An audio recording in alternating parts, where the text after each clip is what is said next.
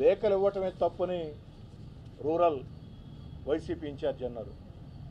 అయ్యా rural YCP incharge లేదా YCP రాష్ట్ర సోషల్ మీడియా వైసీపీ రాష్ట్ర నాయకులారా, లేఖలు ఇవ్వటమే తప్పు అయితే మరి వైఎస్ఆర్ కాంగ్రెస్ పార్టీ అధికారంలో ఉన్న వేళ వైఎస్ఆర్ కాంగ్రెస్ పార్టీ రాష్ట్ర నాయకులు వైఎస్ జగన్ రెడ్డి గారికి ఈ రాష్ట్రంలో అత్యంత సన్నిహితుడు చెవిరెడ్డి భాస్కర్ రెడ్డి, సూళ్లూరుపేట శాసనసభ్యులు కిలివేటి సంజీవయ్య వారు ఇదే అవిలేష్ శ్రీకాంత్కి, వేరే వారికి కూడా కాదయ్యా, ఇదే అవిలేష్ శ్రీకాంత్కి లేఖ ఏ విధంగా ఇచ్చారు?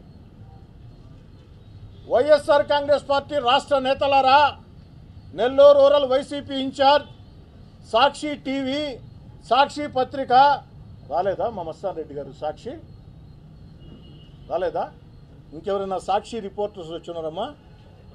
సాక్షి ఛానల్ కానీ రారు, వచ్చారా? ఏరినైనా సాక్షి ఛానలా?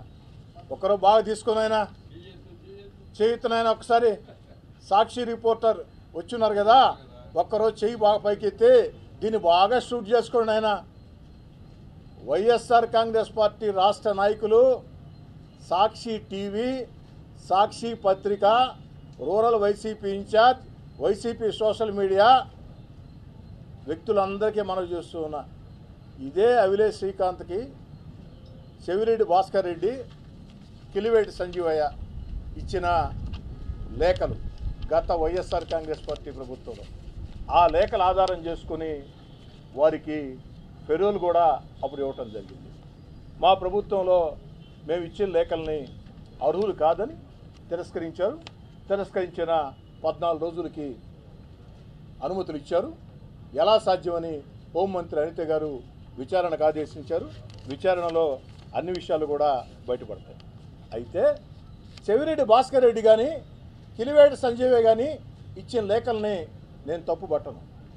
ఎందుకు తప్పు పట్టనంటే, ప్రజాప్రతినిధులుగా ఉన్నప్పుడు, ఎమ్మెల్యేలుగా ఉన్నప్పుడు ఆ యొక్క వ్యక్తులు సహాయం కోసం వస్తే లేఖలు ఇవ్వటం సర్వసాధారణం.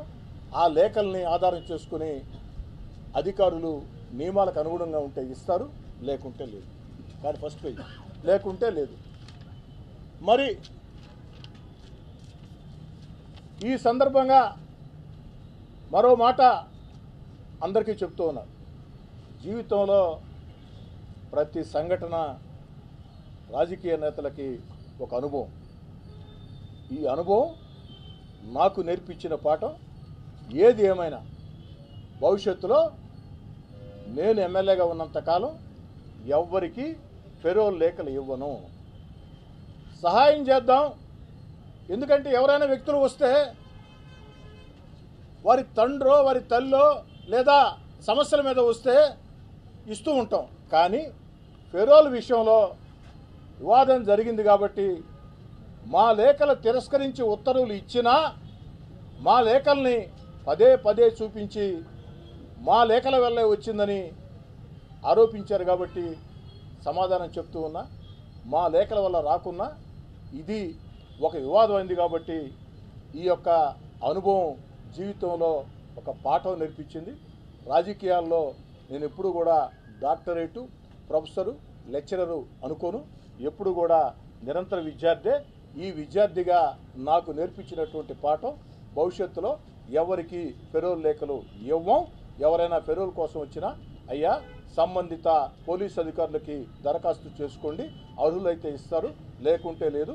పెరోల్ కోసం నెల్లూరు రూరల్ ఎమ్మెల్యే కార్యాలయానికి ఎవరు రావద్దని కూడా భవిష్యత్తులో కూడా చెప్తా. ఇది ఒక అనుభవం.